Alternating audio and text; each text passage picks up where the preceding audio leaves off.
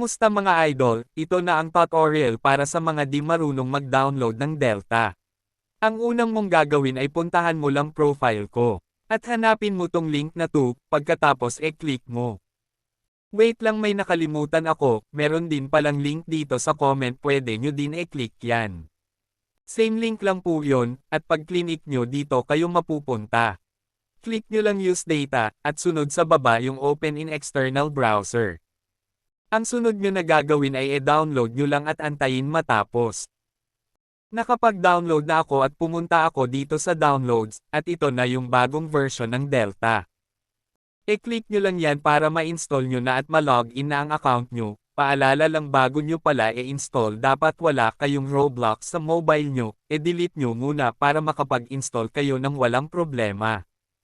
Pagkatapos nyo download, hanapin nyo at open ang Roblox. At hindi po ibig sabihin kapag naka-download na kayo ng Delta yun na yun, kailangan nyo pa rin ng key para gumana ang Delta, at yun ang next na ituturo ko sa inyo.